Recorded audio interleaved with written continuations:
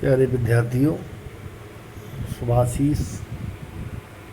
मैं doctor Mahendra Kumar Sharma, assistant professor contract,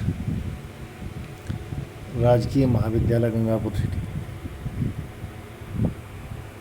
प्यारे बच्चों, बीए पार्ट 3 के पॉलिटिकल साइंस में हम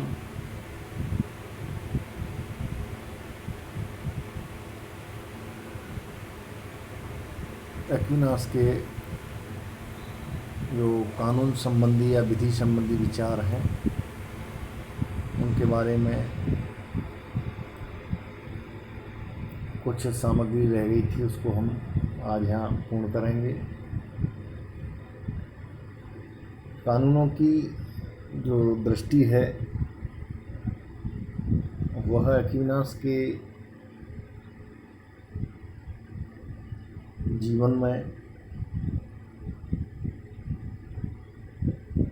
नागरिकों की एक धार्मिक, चर्च संबंधी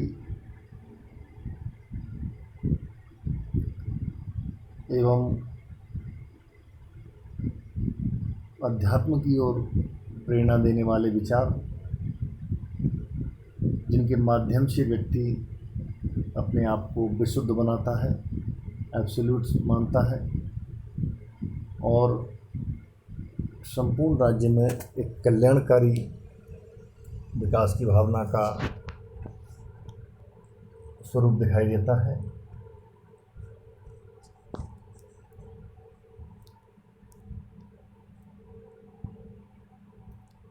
जॉर्ज ई सेवाइन ने लिखा है, प्राकृतिक कानून सृष्टि के प्राणियों में दैवीय बुद्धि का प्रतिबिंब है। कहने का तात्पर्य है कि जो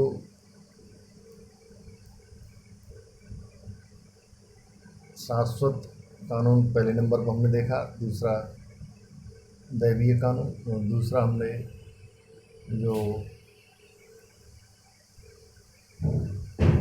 कानून का दृष्टिकोण देखा, उसी संदर्भ में प्राकृतिक जो कानून है, शाश्वत के बाद प्राकृतिक, प्राकृतिक के बाद दैवीय, दैवीय के बाद मानवीय, इस तरह से कानूनों का विभक्तीकरण किया है। तो प्राकृतिक कानून सृष्टि के प्राणियों में दैवीय बुद्धि का प्रतिबिंब है, यानी प्रकृति प्रदत्त जो हमें दायित्व या उन मर्यादाओं में रह कर के जीवन व्यतीत करने का एक वातावरण मिला है। एक्विनास के विचारों में सेवाइन ने यह लिखा है कि सृष्टि के प्राणियों में दैवीय बुद्धि का प्रतिबिंब है। इस कानून की प्रेरणा से सभी प्राणी अच्छाई को प्राप्त करना और बुराई को त्यागना या दूर करना चाहते हैं। यानी यह इस प्राकृतिक कानून के अंतर्गत ही समाविष्ट किया गया है कि जो कानून बुराई से भरा है उससे हमें दूर रहना है, उससे हमें नफरत करनी है और वह उस राज्य समाज में कहीं भी प्रवेश न कर पाए, इसके लिए हमें उसका एक विरोधी स्वरूप निश्चित करना होगा। और जो अच्छाई को प्राप्त कराने वाला या अच्छाई के आधार पर निर्मित कानून है, उसे हमें स्वीकार करना होगा, अपने जीवन में ढालना होगा। वे अपनी प्राकृतिक क्षमता के अनुसार पूर्णतम जीवन व्यतीत करना चाहते हैं।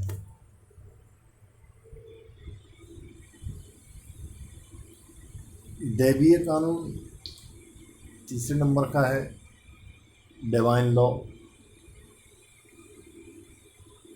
इसमें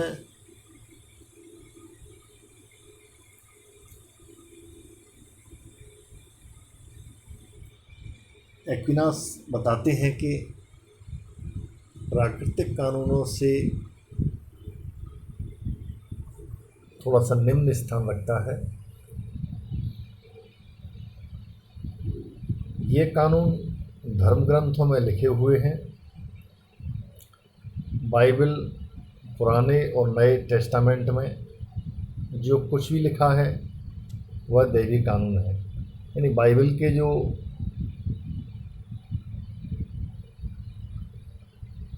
ओल्ड और न्यू टेस्टामेंट में जो भी लिपिबद्ध है वह इस कानून के अंतर्गत आता है। जब मनुष्य विवेक शून्य हो जाता है अथवा बुद्धि को त्याग देता है तो यह दैवीय कानून उसमें उत्पन्न कमियों एवं बुराइयों को दूर करते हैं। मनुष्य की विवेक शून्यता के समय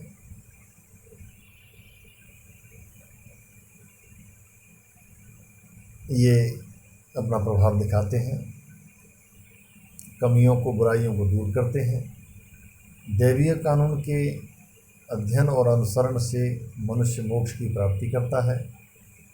दैवीय कानून मनुष्य वृद्धि की खोज नहीं है। इसी परिप्रेक्ष्य में मैकडोनाल्ड ने लिखा है, दैवीय कानून शाश्वत कानून का वह अंश है जो धर्मशास्त्रों में लिखा है। इसका दोहरा रूप है।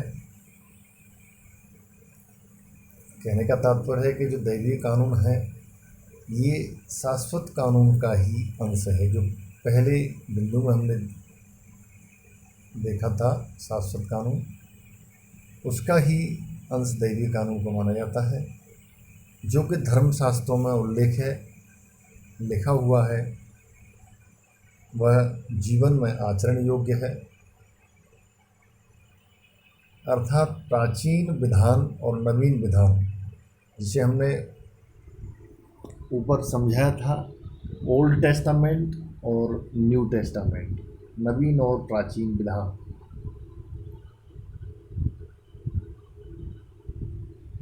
फिर है मानवीय कानून।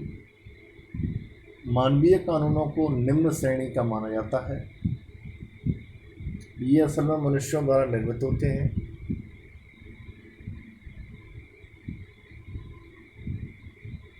शाश्वत, असल में मानवीय कानूनों को इसलिए निम्न श्रेणी में रखा गया है कि मनुष्य के द्वारा जो कानून बनाए जाते हैं, ऐसी मान्यता है कि विनाश की, उनमें कहीं न कहीं मनुष्य के हितों को, जो कि व्यक्तिगत भावना पर निर्मित भी हो सकते हैं, ऐसी स्थिति में उनको थोड़ा सा नीचे की दृष्टि में देखा है। तो दैवीय कानून है, शाश्वत कानून है, प्राकृतिक कानून है, इनमें मनुष्य का हस्तक्षेप तो हो सकता है, लेकिन उसका जो निर्माण है, उसका जो बेस है, आधार है, वो मूल रूप से उसी शब्द की या उस निर्माण की एक शुद्ध भावना से बना हुआ है।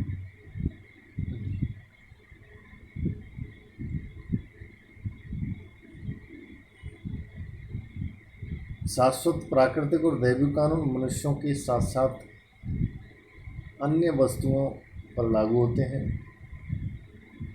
लेकिन मानवीय कानून तो मनुष्य तक ही सीमित रह जाता है तथा मानवीय प्रकृति पर आधारित है, क्योंकि यह मनुष्य के द्वारा निर्मित होता है। मानवीय कानून मनुष्य द्वारा निर्मित है।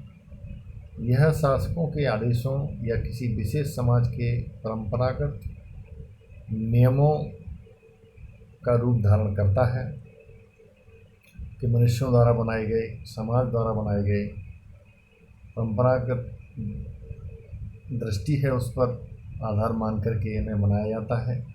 ये वे आदेश होते हैं जिन्हें मनुष्यों के द्वारा बनाते हैं। मानवीय कानून की ज़रूरत इसलिए है कि प्राकृतिक कानून अनिश्चित व अपरिभाषित होते हैं। उनमें दंड विधान या व्यवस्था का अभाव होता है। इसलिए मनुष्य द्वारा निर्मित कानून को हम प्रयोग में सबसे ज़्यादा लेते हैं क्योंकि उनमें दंड की शक्ति का प्रभाव रहता है और उसी को मनुष्य अपने आचरण में जीवन के संदर्भ में सहयोगी एवं उसे मानने के लिए बाध्य होता है। अन्य जो कानून हैं उनमें मनुष्य का हस्तक्षेप हो सकता है, लेकिन उनमें ऐसा कोई ऊपरी तरीके से दंड का विधान नहीं है जो स्पष्ट या सादृश्य हमें या प्रत्यक्ष रूप से प्रभावित करे, क्योंकि वह दैवी सत्ताओं पर आधारित होते हैं। उनमें किसी भी प्रकार का प्रत्यक्ष रूप से हस्तक्षेप नहीं होता है।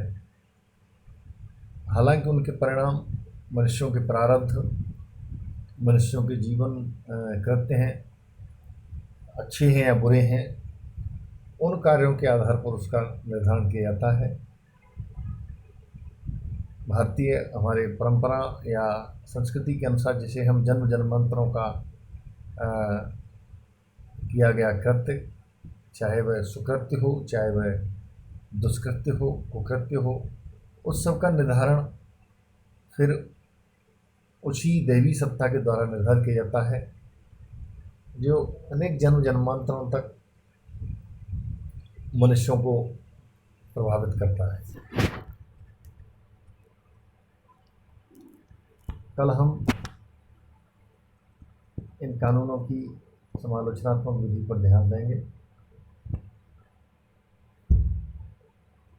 तब तक के लिए धन्यवाद, नमस्कार।